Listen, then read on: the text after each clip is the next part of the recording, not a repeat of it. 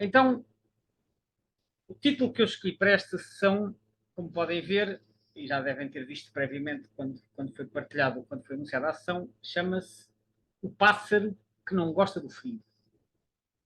Na semana passada falámos de uma espécie que gosta muito do frio, que vinha das neves, que era a escravezeira das neves. Hoje vamos falar de uma espécie que não gosta do frio, que é a funha dos juncos, que é esta ave que está aqui na imagem. Bem, eu, como disse há pouco, esta sessão vai ter uma sequência de apresentação um bocadinho diferente do habitual portanto, não se estranhem se virem agora os conteúdos apresentados pela ordem contrária ao habitual.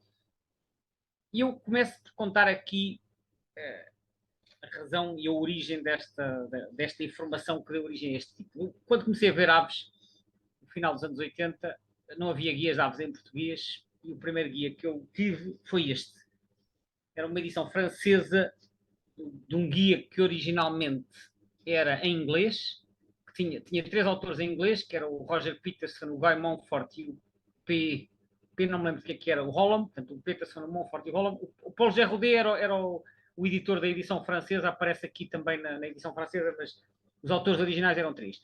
E o Roger Peterson era o primeiro autor. E eu acabei por arranjar este livro em francês, porque eu aprendi isto com o meu tio, e o meu tio usava este guia em francês, de modo que eu, quando tive a oportunidade, arranjei este guia em francês, que eu saiba, ele nunca saiu em português. E de modo que, quando eu comecei a ler sobre as nossas aves, muitas das informações que eu comecei a ler eram em francês. Ia lendo neste guia, ia lendo os textos para aprender alguma coisa. E lembro-me bem que no texto da Funha dos Juncos tinha lá uma frase que na altura me pareceu assim um bocadinho curiosa e que eu nunca mais esqueci e que dizia assim: sensible aux hivers froids. Traduzindo para português, sensível aos invernos frios. Eu sempre achei muito curiosa esta referência, porque para a maioria das outras espécies não tinha lá este tipo de informação.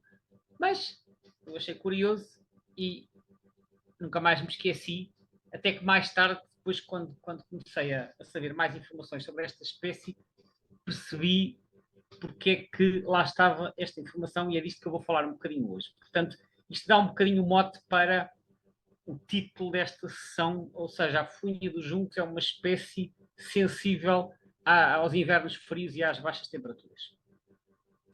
E então eu hoje começo exatamente por apresentar a situação em Portugal continental e depois é que vamos alargar para o resto do mundo, ao contrário do que eu costumo fazer.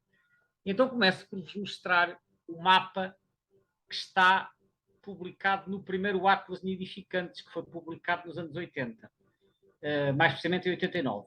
Este mapa tem a representação da distribuição da espécie de acordo com as cartas do Instituto Geográfico e Cadastral, portanto, que é uma malha de 20 por 32, sendo que as bolinhas brancas, grandes referem-se à nidificação confirmada, as médias à nidificação provável e as pequenas à distribuição possível. E o que nós vemos aqui é que ela tem uma distribuição.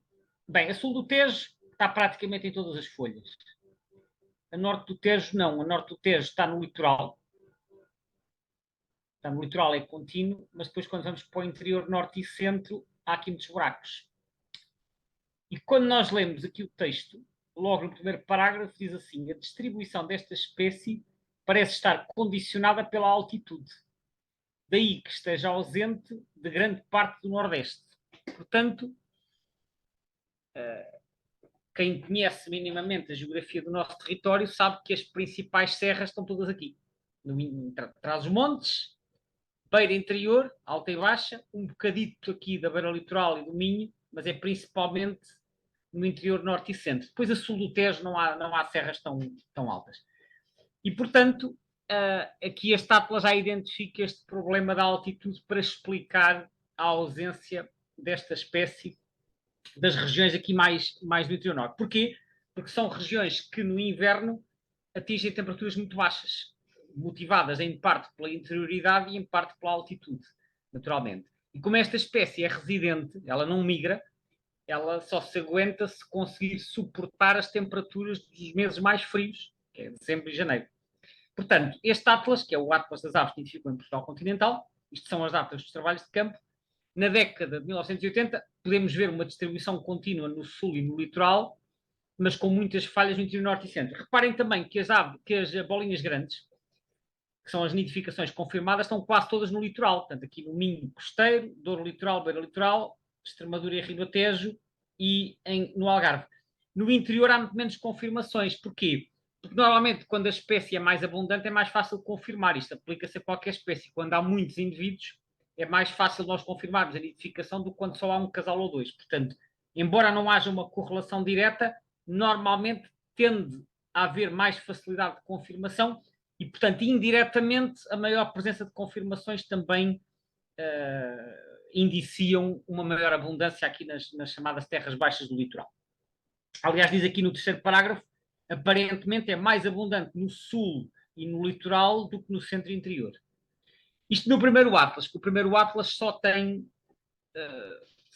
presença, é o chamado Atlas de presença-ausência, também chamado às vezes Atlas de primeira geração. Depois, quando chegamos aos Atlas de segunda geração, que é o que acontece com o segundo Atlas de nidificantes, que foi feito entre 1999 e 2005, os Atlas de segunda geração já têm um outro tipo de mapeamento, já têm os mapas de abundância. Ou seja, temos o mapa de distribuição à esquerda, que é outra vez com as bolinhas pequenas de nidificação possível, está aqui em baixo, provável são as médias e confirmadas são as grandes, aqui numa grelha de 10 por 10 km, e à direita o mapa de abundância. Eu já lá vou ao mapa de abundância. Olhando para o mapa da esquerda, este aqui, como tem 10 por 10 km, já tem uma malha muito mais fina. Então o que é que nós vemos? Olhando primeiro para a metade sul do território, portanto, a sul aqui de uma linha que vai de Leiria a Castelo Branco, nós vemos que a espécie está presente em todas as folhas, em todas as quadrículas, digo. Penso que não há nenhuma falha. Ou se houver, é assim alguma destas quadrículas marginais. Portanto, está presente em todo lado.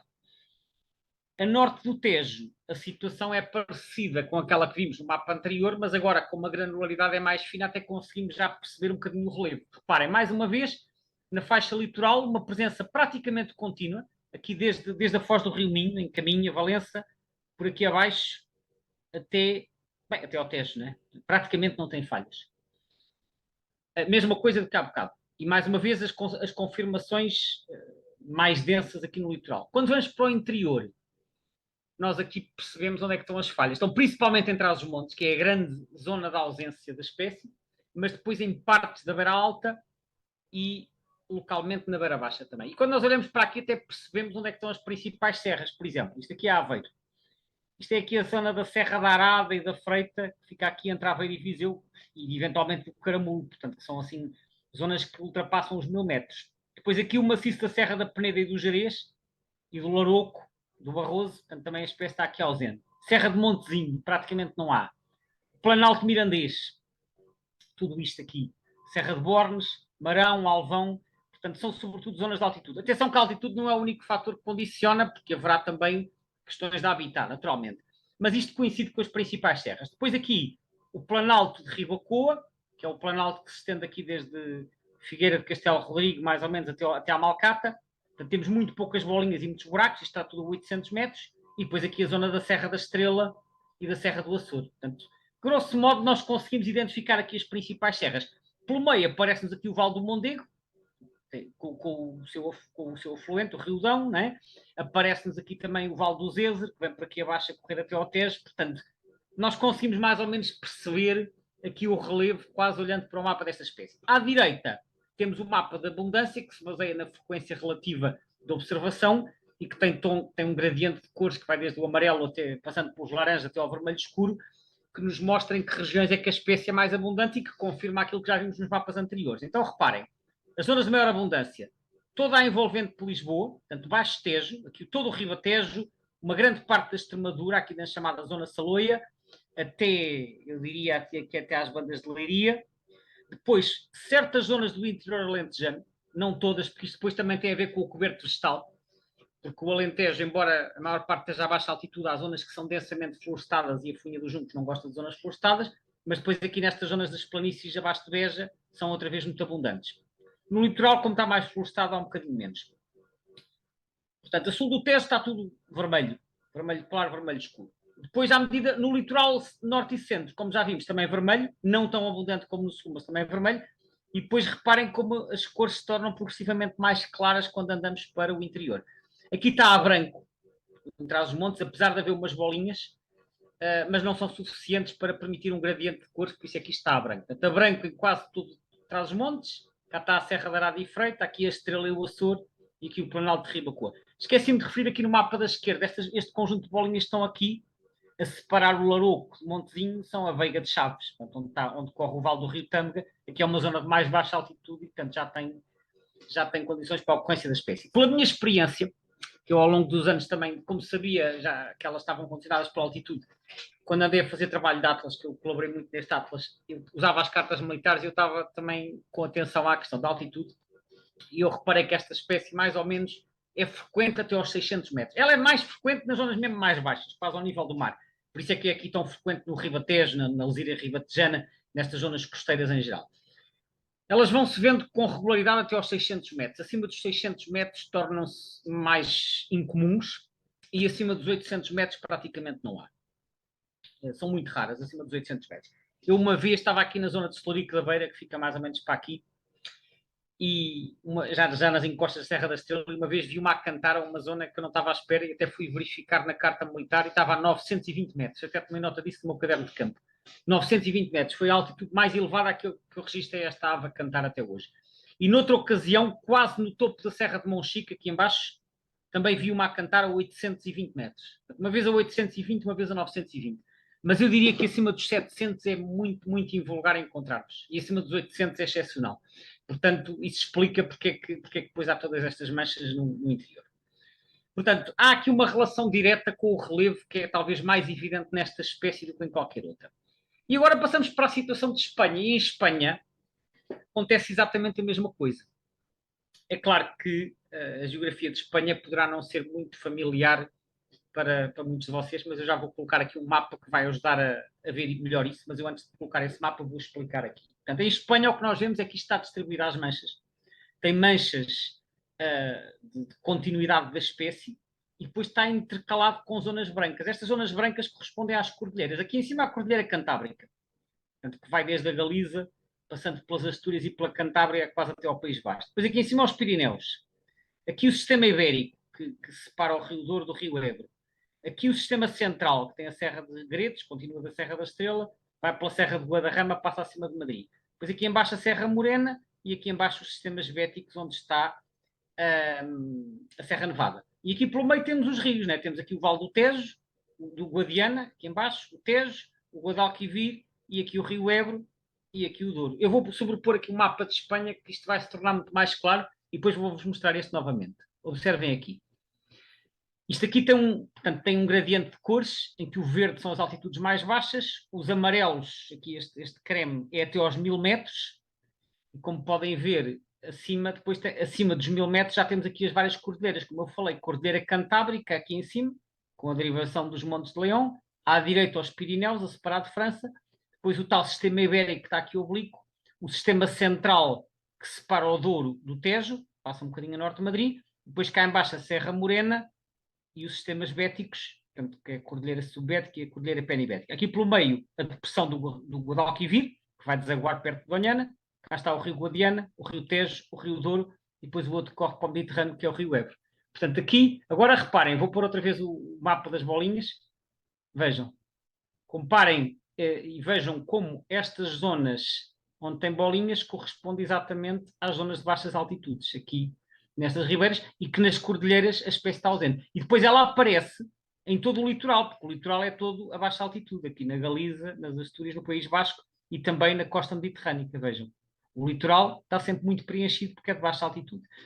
Ou seja, em Espanha acontece exatamente a mesma coisa que em Portugal, que é, acima de uma determinada altitude, a espécie está praticamente ausente porque não aguenta as baixas temperaturas que se fazem sentir durante o inverno. Portanto, a situação não é muito diferente. Entretanto, em Espanha, como eu já falei, foi feito um terceiro Atlas. O terceiro Atlas, que embora incompleto, porque não cobriu o país todo, permitiu detectar algumas alterações. Temos aqui, nas zonas que foram amostradas, as bolinhas amarelas, onde a espécie esteve presente no segundo e no terceiro Atlas, a vermelho, onde desapareceu, e a azul, onde apareceu de novo. E nós vemos aqui um grande predomínio de bolinhas azuis. Portanto, parece que elas se espalharam muito, quer aqui na Extremadura, quer aqui na Meseta Norte, quer na Catalunha, quer noutros sítios do Sul. Mas continuam a estar largamente ausentes das cordilheiras. Portanto, continua a haver aqui uns grandes buracos. Mas não há dúvida que houve aqui uma expansão. em Espanha nos últimos anos. Como é que esta expansão se explica? Eu já voltarei a esta questão. Entretanto, gostava de vos mostrar a distribuição desta espécie na Europa. Isto é tirado do site da BirdLife. E temos aqui a distribuição, portanto, Península Ibérica, mais uma vez aqui com os buracos em Espanha que correspondem às cordilheiras que eu já falei, que agora não vou repetir. Portanto, tendo a distribuição na Península Ibérica às manchas. Em França nós temos uma distribuição aqui no oeste, que é uma zona de baixa altitude, também no sul, aqui na costa mediterrânica, mas depois está ausente do interior e do norte, que aqui são zonas mais frias e de maior altitude. E está ausente depois das latitudes mais elevadas da Europa, porque já são climas muito frios. Depois aparece em Itália, aparece na Grécia e aparece naturalmente aqui no norte da África e em certas zonas do Médio Oriente. Portanto, olhando assim para este mapa, nós vemos que isto é uma espécie de distribuição mediterrânica, essencialmente aparecendo aqui um pouco na costa atlântica, mas não é uma ave que vá muito para zonas muito frias, porque realmente elas não aguentam as baixas temperaturas no inverno. Aqui o mapa do Atlas Europeu, daquele que saiu há 3 anos, o EBBA2, portanto o European Breeding Bird Atlas 2, que nos mostra em quadrículas de 50 por 50 km a distribuição desta ave. E aqui temos um gradiente de cores também, em que tons mais escuros representam maior abundância. O que é que nós vemos? Elas vão, de facto, por França acima, como podem ver, mas à medida que entramos pelo interior de França em direção ao norte, as bolinhas vão ficando mais claras, porque elas aqui é um bocadinho como acontece em Trás-os-Montes em Portugal, são muito menos abundantes porque o clima é mais rigoroso. Portanto, em França elas são mais comuns no sul e no oeste. E a grande, enfim, o grosso da população europeia está aqui em Espanha, que é onde estão as bolinhas mais escuras, que é onde as temperaturas são mais elevadas. Também em Itália, principalmente no sul. Reparem que em Itália, quando vamos para o norte, as bolinhas começam a ficar mais claras porque aproximamos dos Alpes e elas não aguentam. Aparecem na Suíça, mas com bolinhas claras. E depois há também um pouco aqui nos Balcãs, na Turquia e em Chipre. Em Chipre são mais abundantes. Mais uma vez, quanto mais mediterrâneo é o clima, mais esta espécie gosta de estar presente. Mas, quando olhamos para o mapa de variação, isto é o mapa que compara os dois atlas europeus. Eu recordo para aqueles que já sabem e informo para aqueles que não sabem que os códigos de cor estão aqui explicados à esquerda. EBBA significa European Breeding Bird Atlas.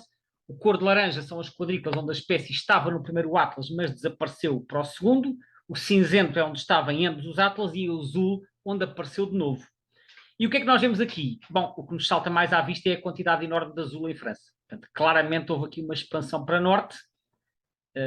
Portanto, elas estavam só na orla costeira e agora já estão a penetrar aqui na parte central e até pela costa norte já chegam à Bélgica e à Holanda, como podem ver. Em Espanha também houve aqui uma expansão na zona centro, que já vimos no mapa anterior. Por outro lado, aqui no norte de Itália e também nos Balcãs, parece ter havido alguma diminuição, mas não tão expressiva como este azul de França, que claramente denota um avanço para norte. Bom, como é que isto se explica? É claro que a explicação que normalmente vem à mente quando vemos uma espécie a expandir-se para norte desta maneira é aquecimento global, aumento de temperatura, alterações climáticas, espécies a deslocar-se para norte. Eu já dei aqui alguns exemplos em que as espécies estão a deslocar para norte, já dei alguns exemplos em que as espécies estão a deslocar para sul, contrariando a suposta teoria de que com o aumento das temperaturas as espécies deslocam para norte. O que é que podemos dizer em relação a esta espécie que parece estar a avançar, mas não a avançar de forma igual em todo o lado? Bom, a interpretação não é fácil, embora haja logo esta tentação de ir buscar o argumento das alterações climáticas, mas esta espécie mostra, de facto, uma sensibilidade à temperatura e há estudos que mostram que quando há um inverno ameno, elas conseguem expandir-se. Quando há um inverno mais rigoroso, elas levam um grande crash, digamos assim, populacional. Portanto, a população diminui fortemente quando há temperaturas muito baixas no inverno. Só que depois, se vier um inverno mais ameno, elas também recuperam muito depressa. É isto que se sabe. E é isto que eu vos vou mostrar a seguir. Este é o gráfico que está no site da EBCC, que é o European Bird Census Council, e que ilustra a variação do índice de abundância desta espécie como resultado dos censos de aves comuns realizados nos diversos países europeus. Neste caso será os países do sul da Europa, que são os que contribuem com dados para esta espécie. E eu já mostrei aqui gráficos de espécies que estão a diminuir fortemente, portanto com uma curva descendente, e outros que estão a aumentar rapidamente. O que nós vemos aqui é uma curva oscilante, mas com oscilações enormes. Reparem, isto começa nos 100%, desce aos 50%, depois sobe aos 90%, depois desce aos 40%, portanto anda sempre aqui a oscilar, mas com oscilações muitíssimo pronunciadas. Como é que isto se explica? Eu vou-vos mostrar, agora, com outros dados que eu estive a compilar, que isto tem a ver precisamente com a sucessão de invernos mais rigorosos com invernos mais amenos. Vamos olhar mais concretamente para a situação de Espanha, porque Espanha, como viram, é um país que é importante para a espécie em termos populacionais. No site da CEU, que é a Sociedade Espanhola de Ornitologia, portanto é o equivalente, digamos assim, da CEPEA em Espanha, no site da CEU eles já fazem um programa de monitorização há cerca de 25 anos e, portanto, também já construíram gráficos de abundância das espécies que estão disponíveis no site. E aqui podemos ver a mesma coisa, ele partiu do zero, neste caso não começa nos 100%, começa no zero, e podemos ver que houve diminuições da ordem dos 50% ou 60%, e depois recupera novamente para zero e volta a cair, e volta a subir, portanto, oscilações muito pronunciadas, mas que ao fim de 20 anos, né, partimos de 1998, quando chegamos aqui a 2016, 17, estamos outra vez no ponto de partida, portanto, não se pode dizer que haja aqui uma tendência de longo prazo, nem ascendente, nem descendente. O que nós vemos são muitas oscilações e, de uma forma geral, muito pronunciadas. Ora, eu pus-me a olhar para isto e sabendo, como já li, que esta espécie, isto vem referido em todo lado, que esta espécie tem enorme sensibilidade à temperatura, fui tentar ver como é que eu poderia correlacionar esta variação que está aqui no gráfico da CEU com as condições que se fazem sentir em cada ano. E então lembrei-me que o IPMA, que é o Instituto Português do Mar e da Atmosfera, portanto, o antigo Instituto de Meteorologia, costuma produzir uns boletins em que depois representa as anomalias de temperatura para Portugal continental.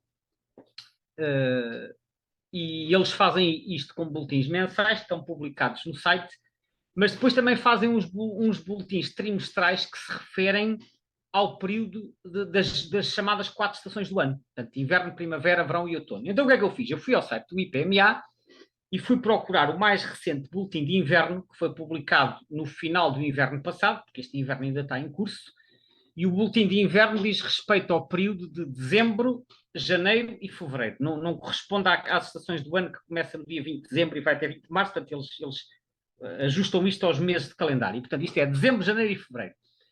E isto basicamente, o que nós vemos aqui é as anomalias, ou seja, se a barra é vermelha, significa que o inverno foi mais quente que a média. E se a barra é azul, negativa, significa que o inverno foi mais frio que a média. E que média é esta? É o chamado período de referência, que neste caso eles estão a considerar que é o período de 1971 a 2000. Portanto, em climatologia, normalmente considera-se um período de 30 anos. E eles aqui estão a considerar o período de 1971 a 2000. E com base nesses valores de referência, eles tiveram a ver se os invernos foram mais frios ou mais quentes que esse período. Portanto, como podem ver, há um valor médio, que é o valor médio destes 30 anos que eu referi, e depois certos invernos são mais a menos e a anomalia de temperatura ao longo destes 3 meses, e atenção que isto é em Portugal, não é em Espanha, ao longo destes 3 meses pode ser de 1 grau ou até de 1,5 graus, mas em invernos muito frios isto pode cair 1 grau ou 2 graus. Portanto, há invernos mais suaves e há invernos mais rigorosos. Ora bem, embora isto sejam dados para Portugal e aquele gráfico que nós vimos anteriormente, eu vou passar aqui novamente, este gráfico seja para Espanha, não é exatamente o mesmo país, mas como eu não consegui encontrar gráficos de temperatura para Espanha, eu resolvi comparar este gráfico da variação da funha dos juncos em Espanha com os gráficos dos invernos em Portugal. É certo que não é o mesmo país, mas são países vizinhos, portanto deve haver aqui alguma correlação entre o tempo que se faz sentir cá em Espanha. E reparem que este gráfico começa em 98 e vai até 2018. Então o que é que eu fiz? Peguei neste gráfico e recortei aqui a parte da direita que vai de 1998 até 2018. E depois tentei pôr um ao lado do outro a ver o que acontecia. Portanto, tentei ajustar aqui a escala, vai de 1998, ele vai até 2023, mas eu ajustei aqui o 2018 para bater certo com o gráfico da CEL que está em cima. E comparei. E então o que é que eu vejo? Vejo isto. Vejo que estas grandes descidas que aconteceram aqui em 99, por exemplo, correspondem a um inverno mais frio. Ou seja, quando o inverno de 98, 99 foi muito frio, na primavera de 99 isto aqui desceu. E depois, em 2005 e 2006, tivemos uma sucessão de 2 invernos muito frios, que foi aquela altura, muitas pessoas lembrar-se-ão que chegou a nevar em Lisboa, nos arredores de Lisboa, e até chegou a nevar em Beja. Portanto, foram 2 invernos extremamente frios, especialmente em janeiro, e aqui o índice caiu de 0 para menos 70. Da mesma forma, em 2018 voltámos a ter um inverno frio, está aqui, e isto voltou a cair. É claro que nós podemos dizer, houve aqui outros invernos frios e isto não caiu tanto. É verdade. Porque primeiro, isto é para a Espanha, não é para Portugal. Ou seja, os dados de meteorologia são para Portugal e o gráfico de variação é em Espanha. E segundo, pode haver aqui outros fatores. Nós só estamos a olhar para a temperatura média. O que nós vemos é que estas grandes descidas aconteceram quando houve invernos frios. Por outro lado, as grandes subidas que houve, como esta aqui, por exemplo, em 2008, ou especialmente esta em 2016, correspondem a barras vermelhas bastante, portanto, que nos indicam um inverno mais ameno que a média. Ou seja, o que é que nós vemos? Em invernos muito frios, a população cai fortemente na primavera. Mas depois, se vier uma sucessão de invernos amenos, ela consegue recuperar. Vem outra vez 2 invernos frios, caiu novamente. Depois houve aqui um inverno mais ameno, é o suficiente para não haver mortalidade, a população recupera quase aos valores máximos. Depois temos aqui invernos mais frios, ela anda aqui a oscilar, não consegue subir muito. Quando vem um inverno que é especialmente ameno, porque estamos a falar só do inverno, porque é o inverno, obviamente, que representa maior mortalidade, tal como acontece naturalmente com as pessoas. Portanto, quando aparecem uns anos mais amenos, a população, até em 2016, superou o valor inicial. Para a frente, houve uma sucessão de invernos amenos, os últimos 5 invernos foram amenos, só que o que está no site da CEL, o gráfico do site da CEL termina em 2018, de modo que eu não consigo estender a análise para saber como é que estaria o índice. Era curioso, pode ser que no futuro eles venham a disponibilizar. Portanto, isto é uma análise, obviamente, um bocadinho simplista, a correlação é imperfeita, não estou a querer dizer aqui que há uma correlação perfeita, que os gráficos se ajustam, porque não é de modo algum o caso, mas parece-me visualmente conseguir perceber aqui que há uma retração mais forte quando há um inverno mais rigoroso, que naturalmente causa uma maior mortalidade. Portanto, nesse ano a população não é tão abundante. É uma análise simplista, mas que talvez no futuro, com mais dados, eventualmente se eu conseguir encontrar dados para a Espanha, seja possível perceber se esta correlação também se verifica por lá e eventualmente tirar outro tipo de conclusões. Mas achei interessante esta análise e não quis deixar de partilhar com vocês. Agora, deixamos a Europa e vamos olhar para a distribuição no mundo. Isto é a distribuição da nossa funha dos juncos.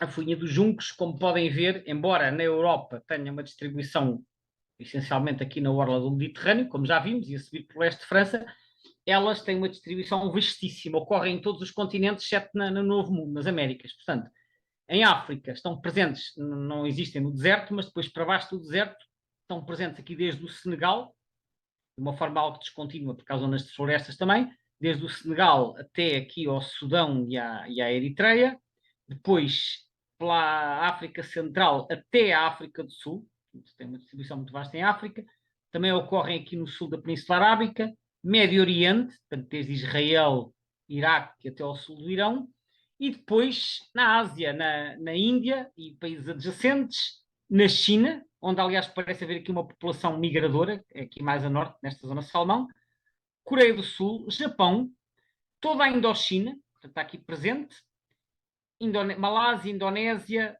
Filipinas, Papua e norte da Austrália. Portanto, como podem ver, uma distribuição vastíssima. Elas têm uma data de subespécies, só na Europa são 3, mas depois nos outros continentes são mais uma data delas, o que é normal quando há assim, uma espécie residente que tem populações disjuntas, mas, portanto, a nossa funha dos juncos é uma ave com uma distribuição muitíssimo ampla. E eu vou voltar a este aspecto mais à frente, que tenho uma coisa muito engraçada para partilhar convosco. Mas, portanto, reparem bem nesta distribuição, está presente em 4 continentes, portanto, Europa, Ásia, Oceania e África, mas com populações disjuntas. Portanto, há aqui uma série delas que estão isoladas umas das outras, o que significa que elas não se tocam. E isto tem implicações que já vamos ver a seguir. Aqui a habitual ficha de conservação. O estatuto, isto é uma espécie muito abundante, portanto está pouco preocupante em todo lado, ou seja, quer a nível global, quer a nível europeu, quer em Portugal, é uma espécie que não suscita qualquer tipo de problema de conservação. Até diz aqui tendência populacional a aumentar. Atenção que isto é mundial, não é apenas europeu, mas é uma espécie muito abundante então e de ampla distribuição. Ora, aqui uma nota que eu hoje ainda não falei de identificação, mas gostava de referir também. Esta é uma ave que em Portugal não representa normalmente uma dificuldade de identificação, porque é o único membro da sua família, é uma ave de pequenas dimensões, tem cerca de 10, 11 centímetros, como está aqui referido, é pequenina, tem as patas rosadas, muito riscada por cima, é uma das características, e é riscada na coroa também, portanto, o alto da cabeça é riscado. E depois por baixo tem assim este tom bege, a garganta é mais esbranquiçada, e depois uma característica que também se nota muito às vezes em voo é a cauda é arredondada, a cauda é castanha, mas tem depois estas ovais pretas e as extremidades brancas. Portanto, quando ela abre a cauda em leque, como está aqui em cima nesta imagem, quando abre a cauda em leque, vê-se que a cauda é muito redonda e vê-se então estas pérolas brancas nas extremidades. Um detalhe também curioso, reparem aqui, a íris é clara, mas eu tenho reparado nas fotos que a cor da íris é variável. Há indivíduos com a íris mais clara e outros com a íris mais escura. Eu andei a tentar perceber se há uma regra. Aparentemente não há e pode ser um bocadinho variável, mas a tendência, como acontece noutras espécies, é os juvenis terem a íris um bocadinho mais escura que os adultos. Ou seja, acontece, por exemplo, com os papamoras, que os adultos têm a íris bastante mais clara que os imaturos. Não sei se é o único critério, mas aparentemente é algo que também poderá acontecer, é ficar a íris um bocadinho mais clara nos adultos. Aqui uma foto para verem, este tem a íris bastante clara, portanto vê-se bem aqui o dorso riscado, estas riscas que basicamente correspondem às zonas centrais das penas mais escuras. Cá está a coroa riscada também, portanto riscas clarinhas, a íris clara neste caso e as patas rosadas, como é típico desta espécie. Agora, uma outra curiosidade também é a seguinte: quando eu comecei a ver aves e quando depois arranjei as primeiras informações em inglês, eu reparei que o nome que esta espécie tinha em inglês era Fan-tailed Warbler, que traduzido à letra significa flosa de cauda de leque, né? Mas isto não é uma flosa e hoje em dia não é considerado uma flosa, mas durante muito tempo ela era conhecida como Warbler. E o Warbler estava na família Sylvidae. E porquê que estava na família Sylvidae? Porque quando a espécie foi originalmente descrita, ela foi descrita por um naturalista francês chamado Constantin Rafinesque, em 1810. Ele deu-lhe o nome Sylvia juncidis. Sylvia juncidis. Portanto, ele colocou no género Sylvia, que é, por assim dizer, o mesmo género das totinegras. Ou seja, ele considerou que isto era uma ave próxima das totinegras. Depois, em 1820, houve um outro naturalista chamado Temminck que descreveu as aves da Península Ibérica, porque o Rafinesque descreveu-as do sul de França, né? Sul de França, Córcega e Sardenha. Depois o Temminck, no oeste de França e na Península Ibérica, descreveu outra, que atualmente é considerada uma subespécie, que ele descreveu como Sylvia cisticola. Sylvia cisticola. Só que mais tarde, primeiro percebeu-se que esta era apenas uma subespécie da outra. Não são espécies diferentes. E segundo, percebeu-se que isto não tinha nada a ver com as totinegras. E, portanto, não fazia sentido isto estar no género Sylvia. E então criou-se um novo género. E que género é que se criou? Aproveitou-se este nome dado pelo Temminck, que tinha chamado Sylvia cisticola, e criou-se aqui um tautónimo que seria cisticola cisticola. Só que não podia ficar cisticola cisticola porque a do Rafinesque era anterior e há uma regra chamada regra da precedência, e daí ela ficou cisticola juncidis. Ou seja, aproveitou-se o género, o nome de subespécie criado pelo Temminck para passar a ser o género desta ave, mas teve que se usar o nome juncidis do Rafinesque, que era anterior. Depois ainda há uma terceira subespécie aqui na Europa e no Médio Oriente, que tem o curioso nome neurótica. Portanto, é a cisticola. Portanto, temos a cisticola juncidis juncidis, que é a subespécie nominal do sul de França e na Córcega, e vai até à Turquia. Depois a cisticola juncidis cisticola, que é a nossa, ocorre na Península Ibérica. E depois a cisticola juncidis neurótica, então Chipre, Iraque e Irão. E depois ainda há mais umas espécies na África e na Ásia e na Austrália, como eu já referi. Portanto, fica também aqui esta nota sobre o Fan-tailed Warbler e sobre a história da terminologia científica desta ave. Atualmente, elas já nem sequer estão na família Sylviidae, portanto, além de terem sido retiradas do género Sylvia, foram retiradas do género Sylviidae e passaram para uma nova família chamada Cysticolidae. A Cysticolidae é uma família que começou por juntar as fuinhas, as cisticolas, porque há mais espécies de cisticolas, mas com as recentes revisões taxonómicas juntou mais uma data de aves, incluindo aves africanas e asiáticas, principalmente, que inclui as eremómilas, inclui as prínias, inclui os apálios, inclui os costureiros. Não estão aqui as imagens todas, porque isto não cabia aqui tudo. Inclui no total 162 espécies de 26 géneros diferentes. Só as espécies do género Cisticola são mais de 50. Nós só temos uma, portanto, na Europa só há uma. Está aqui a distribuição da família, que de certa maneira corresponde àquilo que vocês viam há pouco, mas que, com muito mais continuidade aqui em África. Isto é a distribuição da família. Muitas destas espécies são realmente de zonas tropicais. E então, em África, em particular, as fuinhas, as aves do género Cisticola, em África são dezenas delas. Nós só temos uma, como eu disse, a identificação é fácil, mas quando vamos à África é uma dor de cabeça. E a primeira vez que eu fui ao Quénia, tomei contacto com essa realidade, porque as cisticolas lá são tão difíceis como são cá alguns grupos de flosas. Isto são duas imagens de um livro que eu tenho, que é o Birds of Kenya de Northern Tanzania, e que tem aqui uma data de espécies de fuinhas ilustradas. Portanto, como podem ver, são todas muito parecidas, e distingui-las pode ser uma dor de cabeça. Às vezes tem que se olhar a determinados pormenores, às vezes tem que se olhar às vocalizações, ouvir, né, as vocalizações, ter em conta o habitat, etc., mas há muitas semelhanças. Um dos critérios que eu aprendi quando se está a fazer observação em África é que, para identificar fuinhas, a primeira coisa que nós devemos olhar é se o dorso é riscado ou não é riscado.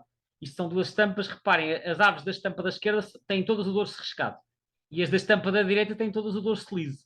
Portanto, isso foi uma coisa que eu aprendi, é quando vemos uma fuinha, a primeira coisa a ver é o dorso é liso ou é riscado. Se for riscado, vamos olhar para a estampa que tem as fuinhas riscadas. Se for liso, vamos olhar para a estampa que tem as fuinhas lisas. E depois, a seguir, começamos a olhar para outros detalhes. Mas é claro que na Europa esta questão não se coloca, porque nós não temos esta variedade toda, só temos uma, que é a fuinha dos juncos, que por acaso tem o dorso riscado, mas não há estas confusões, mas é apenas uma curiosidade também para vocês terem uma noção da diversidade de espécies nesta família. Portanto, do livro Birds of Kenya and Northern Tanzania. Aqui um gráfico retirado do eBird, que é o gráfico de frequência.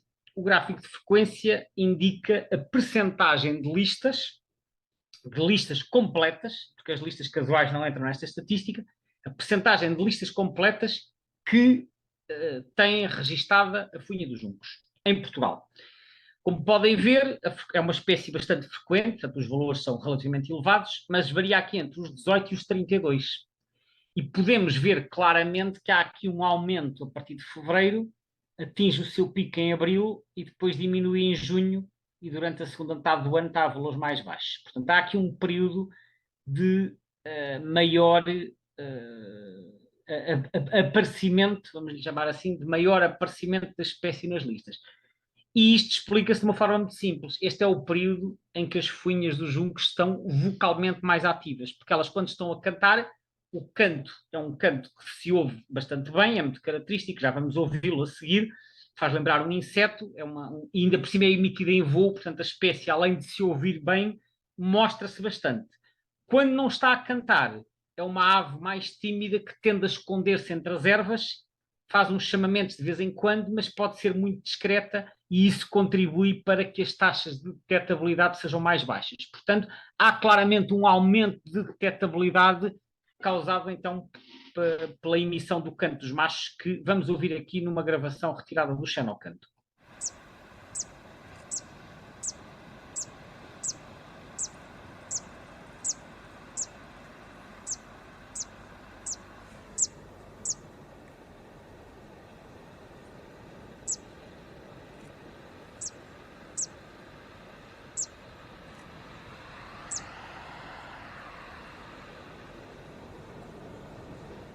Portanto, estas notas normalmente emitidas em voo, embora ocasionalmente pousadas, mas normalmente em voo, fazendo um voo ondulante, são notas repetidas de 1 em 1 segundo, ou às vezes até um bocadinho mais rápido, e que faz lembrar um bocadinho o som do inseto, é o canto dos machos que eles emitem então durante o seu voo nupcial e que, embora ocasionalmente se possa ouvir no resto do ano, é algo que se faz ouvir sobretudo aqui desde o final do inverno, portanto, meados de fevereiro até ao final de junho. Depende das zonas do país, mas grosso modo é isto. E por isso é que há aqui, como eu disse, este aumento de detectabilidade. Bom, mas falando de sons, e era esta a parte com que eu ia terminar esta sessão, que eu gostava de partilhar convosco, eu há bocado mostrei-vos o mapa de distribuição mundial e chamei a atenção para o facto destas espécies ter uma distribuição vastíssima por todo o velho mundo, mas que há várias populações isoladas. Ora, quando há populações isoladas, elas tendem a evoluir de forma independente umas das outras porque não estão em contacto.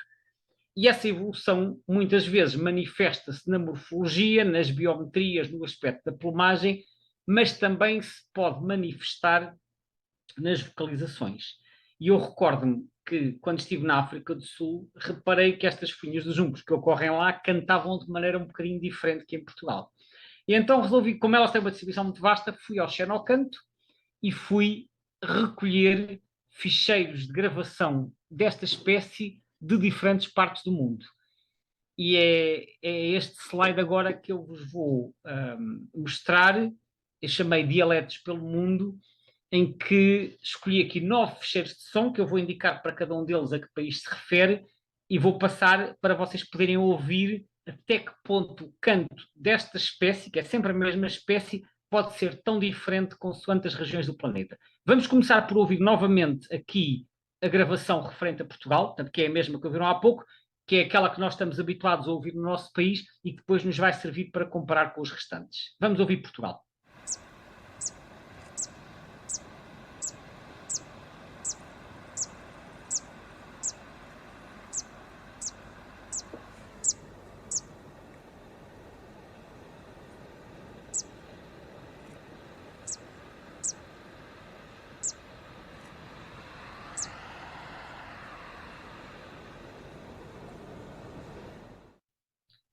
Isto é então o som que nós estamos habituados a ouvir. Agora vamos visitar outras regiões. Começamos por ir para o leste do Mediterrâneo e vamos parar na ilha de Chipre. Vamos ouvir como é que a funha canta em Chipre.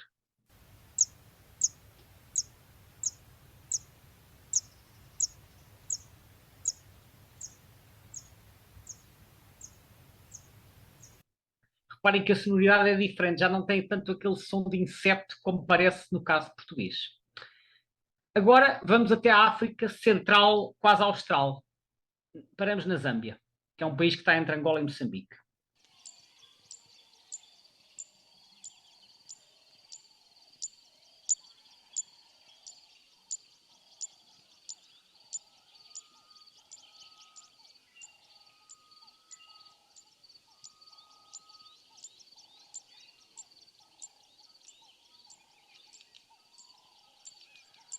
Isto é um bocadinho mais longo, não vou pô-lo até ao fim, mas reparem que agora parece apenas um tic, tic, tic, tic, tão diferente do nosso. A seguir, vamos até mesmo à África do Sul.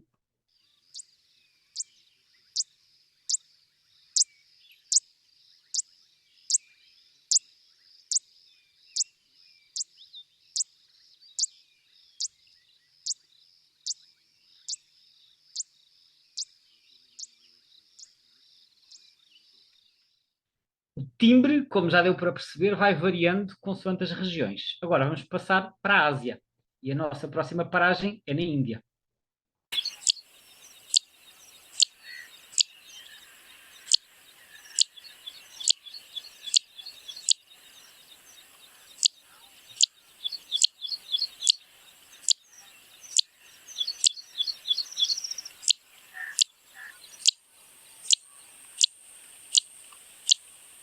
Agora é algo tipo wick, wick, wick. Atenção que há sempre outras aves às vezes a cantar em fundo, mas acho que dá para perceber qual é a ave aqui que nos interessa. Agora vamos ao Laos. O Laos é um país que fica na Indochina, ali entre a Tailândia e o Vietnã.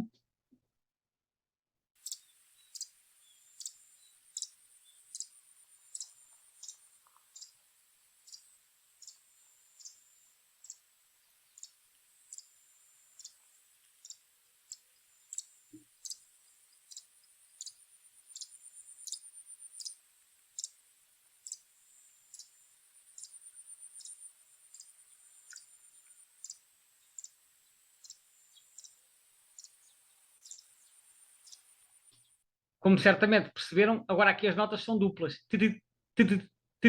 Mas não é por acaso, porque há outros países da região em que isto acontece, como por exemplo na Tailândia.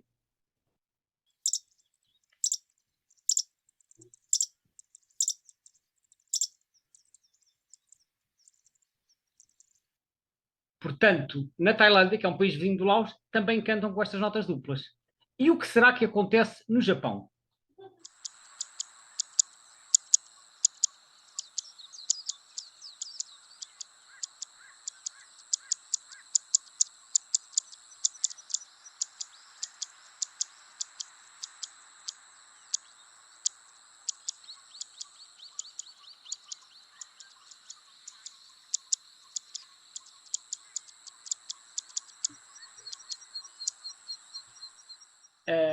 Ou seja, aqui também temos notas duplas, mas a um ritmo até ainda mais irregular.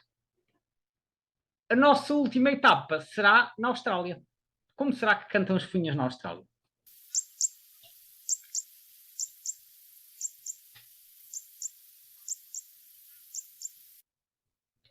Também notas duplas, mas ainda com um timbre diferente. Portanto, como perceberam, na Ásia o dialeto é completamente diferente da Europa, a começar logo na Índia, mas no Laos, na Tailândia, no Japão e na Austrália predominam as notas duplas.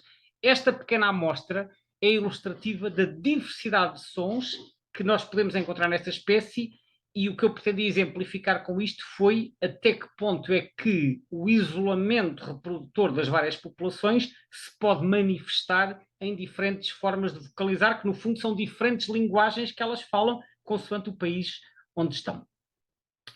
E agora estamos quase a terminar, vou passar à habitual ficha resumo daquilo que vimos hoje sobre a funha dos juncos. Vimos que é uma espécie com uma distribuição muito alargada, que está presente em 4 continentes, Europa, África, Ásia e Oceania. Mas vimos que na Europa é o único representante da família Cisticolidae, que é uma família com mais de 100 espécies, mas que está mais presente noutros continentes. Na Europa há uma única espécie, que é a funha dos juncos. Vimos que é uma ave muito sensível às baixas temperaturas e que as suas populações podem diminuir muito quando vêm invernos mais rigorosos, mas podem também recuperar muito depressa quando há invernos com temperaturas mais amenas.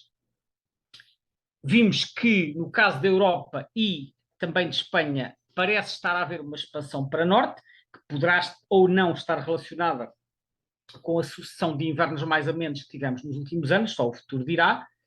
E no caso português, vimos que é mais abundante nas terras baixas do litoral, que está ausente de muitas áreas do interior norte e centro, que são as zonas de maior altitude, e vimos, por fim, também que é mais conspícua de fevereiro a junho, quando os machos estão a cantar.